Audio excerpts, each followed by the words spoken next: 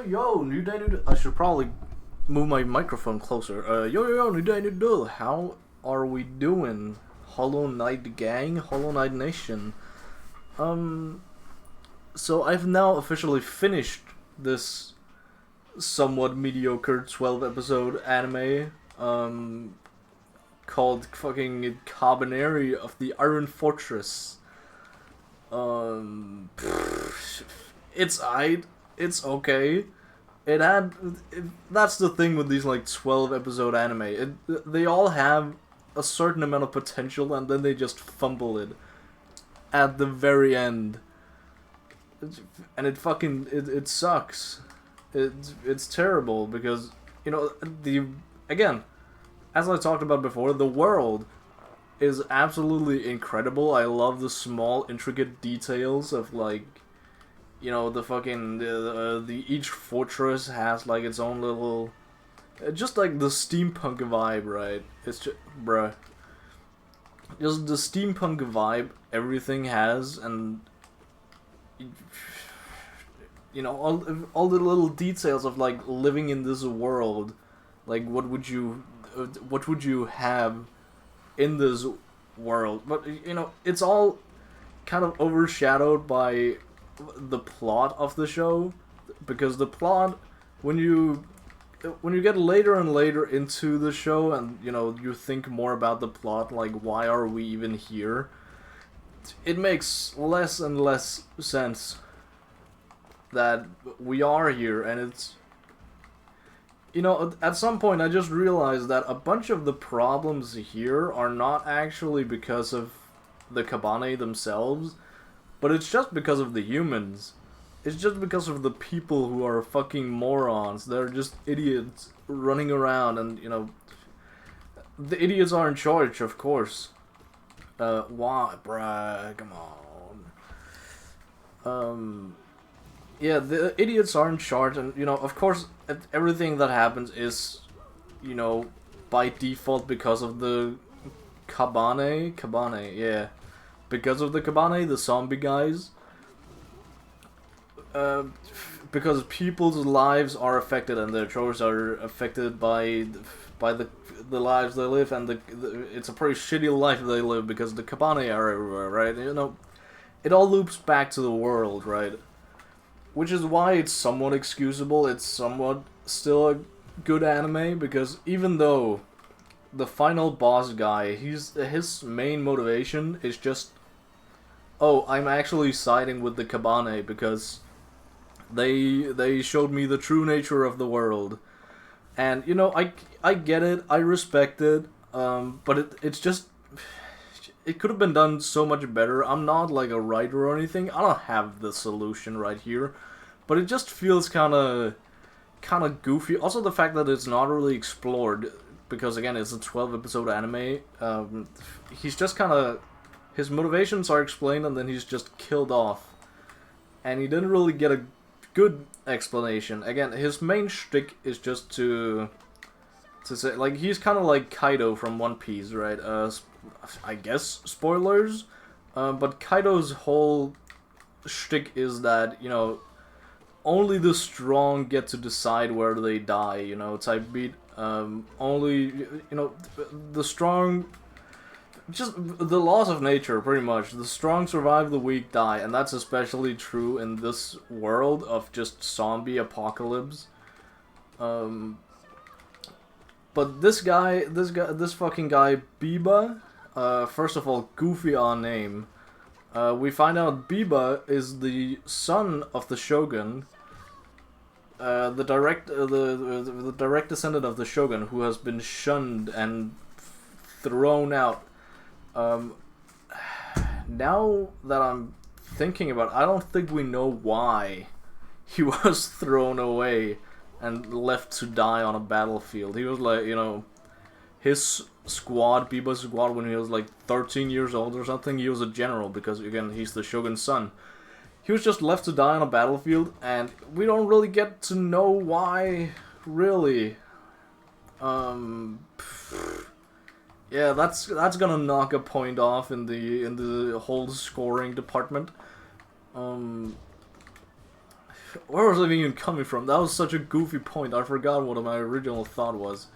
But essentially, Biba is, you know, his whole shtick is just, you know, only the strong get to survive.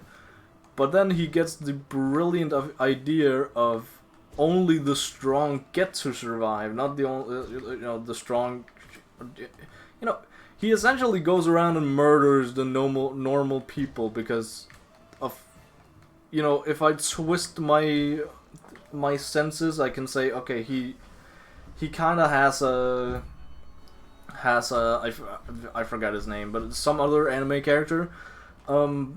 That's like, okay, now we force Thunder. We force humans to evolve by putting them in terrible fucking situations, aka going to every fucking city we can and letting in the Kabane? I don't know why Kabane is such a weird word for me. Kabaneri is not, but Kabane, I don't know, man. Just doesn't roll off the tongue. Thunder. Yeah, it's weird. He doesn't really have any proper motivation other than just revenge. He's a fucking asshole, and it was also, you know, it was somewhat clear even in the beginning when we met Biba, because he's hailed as this like hero of the people because he goes around and kills a bunch of Kabane, and it's again, it's weird saying this knowing that he later on sides with the Kabane to make a human genocide, essentially. Yeah, it's weird. It's very flip-floppy in what the guy does and what his actual motivations are. He doesn't really follow his motivations. That's the main issue here. But I personally do like his ending, like, a lot. Because essentially it is revealed in the actual last scene. I'm talking seconds before end credits. That Biba, he had an antidote, right? For the whole Kabane thing, because, you know, that's a whole nother thing, but the research, the leading research thing, that was a comment I picked up on, that, you know, I forgot the name for the city, but there was a city leading, like, just leading science, Kabane science, and that would have something to do with something, but it didn't really. It was just some background info, I suppose. But it turns out that our boy Mume, the female lead main character, is, you know, of course she's also a Kabane, but she's like a sort of fake Kabane. She's an experiment of the I forget, either the Shogun or the Shogun's son, Biba. But she's an experiment, essentially, and it is revealed later that Biba himself is also a Kabaneri, which I should have seen coming, because it's not like a crazy plot twist.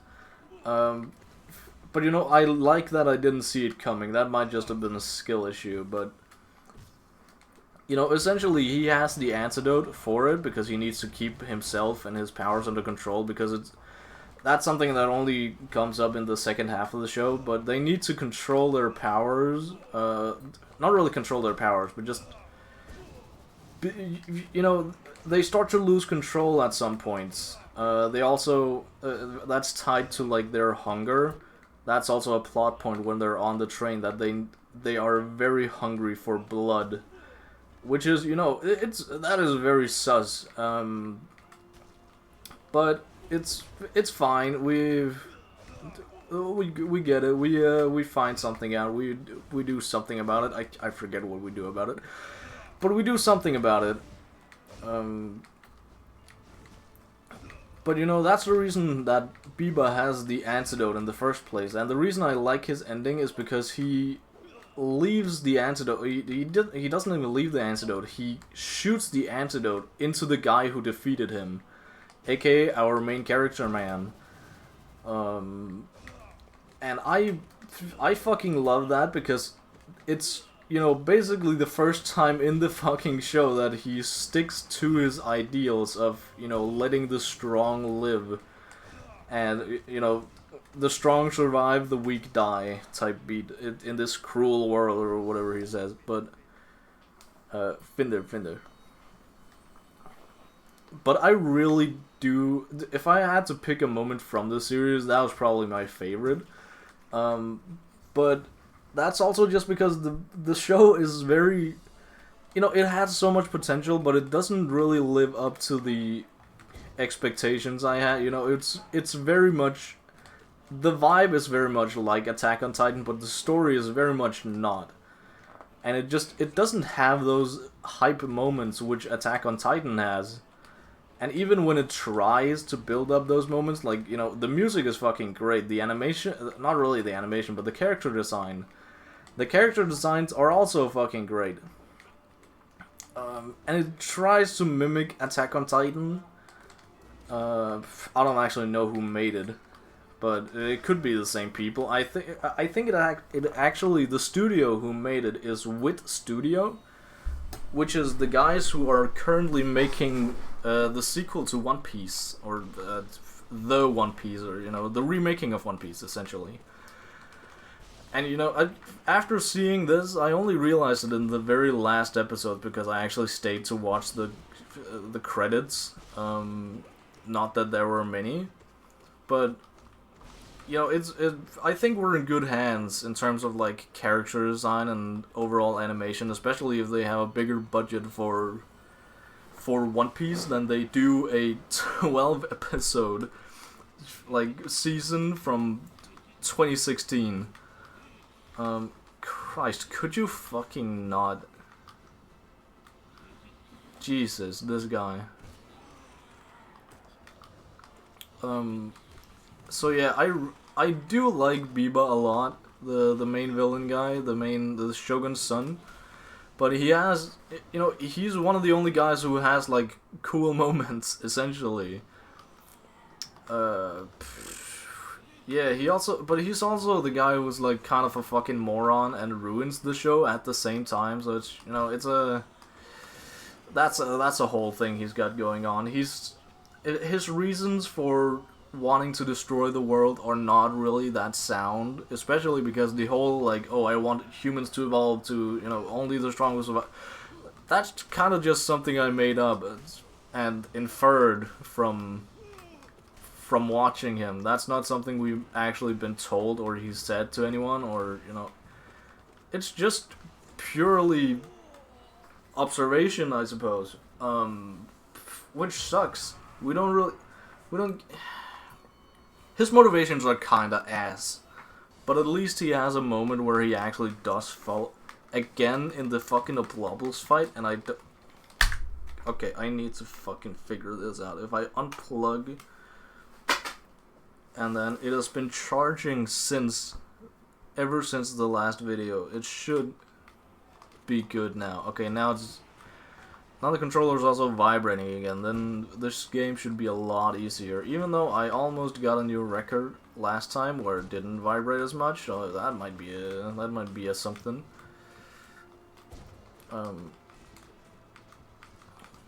But yeah, and apparently, you know, this I don't know if I said it, but this guy Biba is Mumei's mysterious brother that she has been, you know, quote-unquote following orders from, or wanting to meet or something. That's like her whole reasoning for going to the capital. Of course, other than surviving, it's just she just wants to meet her brother. Her brother is not her biological brother. I don't actually know where they met or, like, how they met or anything like that. I guess she was just some random test subject, which, I mean, I guess it would make sense that she calls him brother if he's, you know, he is the manipulator of the series. So it would make sense, but again, there are so many things in this series, this just being one of the many, that are just kind of, it has to be, it's just inferred, it's not told ever. Which, you know, I'm a fan of just like show not tell, right? The whole that whole concept, but this is going a bit too far because it's barely showing, and it's, by God, it's not telling either. So where does this leave the series? Not in that good hands. Also, this theme of like, you know, the strong survive, the weak will die, is essentially the only theme of the show. Whereas, you know, there are many other 12-episode animes that are, it tackles a lot more and has just, you know, also just way more interesting characters. Whereas this fella right here, they're not that interesting. They're just, you know, they look interesting enough, but they're not that interesting. Also, power-wise, you know, I actually kind of respect power-wise that they're just regular guys with gear. And that's also, you know, where, you know, the similarities with Attack on Titan, that's where they come from. That's also just, you know, okay, there are a lot more similarities from Attack on Titan. They are a group of humans, like barred from the outside world because there are some scary monster guys on the outside, and they are very hungry. I fucking died on sister. Oh damn. Shit. Yeah, also the final power-ups didn't really fucking make sense. It just, at some point there was a girl who made a Four Tails Naruto, like, mini Biju bomb, just out of nowhere. It's, the power system is not really explored all too well. It's just shown, and it's not consistent whatsoever, so that's always fun. God, I'm so salty that I lost to Sisters. Fucking Sisters? Did I not? Shit. Crud. Well, this fucking sucks. Overall score of this anime, like a 6 out of 10, maybe. It had potential, but it fumbled. Don't watch it. Just save yourself the trouble, save yourself the time. Yeah, go watch Hunter x Hunter instead. Yeah, over and out. Later. Bye.